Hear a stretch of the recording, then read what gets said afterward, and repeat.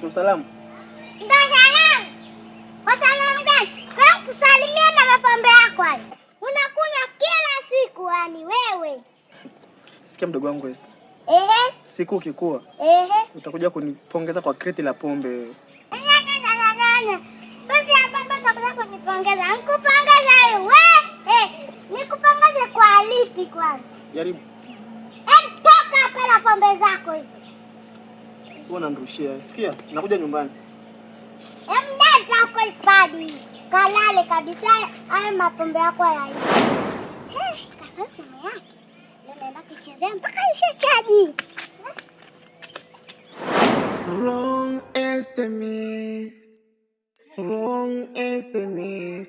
Leo kaniachia simu na password naijua. Leo naichezea mpaka ishe chaji. Sikulaumu Esther. Sikulaumu Esther. Japo ndo chanzo cha matatizo. Sikulaumu Esther. Sikulaumu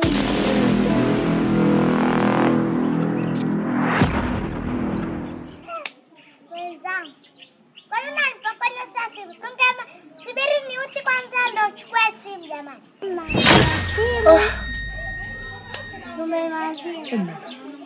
Esther. Ehe. Umefanya nini ki Esther? Hivi, si nilikuwa nacheza game huko. Nimefanya nini sema? Tajua mjui. Ulichokifanya ungekijua wewe. Ungejua. Unapata nini kwenye message? Oh my God. Utajua ujui. Mimi naenda kucheza. Tanita. Tulia hapo. Ehe. Unajua kusoma? Sijui. Anyway, sio kosa lako. Nisubiri hapo nakuja. Haya. Sio kwa huyo kaka. Sio kwa kunifokea huko. Makubana madogo. Ila madogo yana nafuu. Amemtumia message ambayo haikuwa ya kwake. Sasa anazidi kuninyanyasa kupitia hiyo SMS. Ninachokuomba jioni ya leo au kabla ya jioni, maana nilimwahidi jioni nampa majibu yake. Nenda kachukua ile simu yake ufute ile SMS kabla ya jioni. Please, wewe ndo msaada ambao umenileta hapa kwako. Kwa kweli hapo utanisamehe. Mimi sitaweza.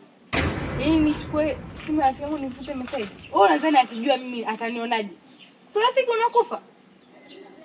Yaani ni bora hata urafiki wenu ufe. Sidhani kama una maana kama hicho kitu kilichopo kwenye ile message ya rafiki yangu. Wewe mpe anachokitaka, afute hiyo message. Yaani ukishampa anachokitaka, hakikisha anafuta message.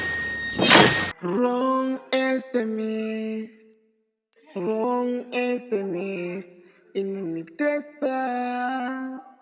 Sikulaumu Esther. Sikulaumu Esther. Japo ndo chanzo cha matatizo.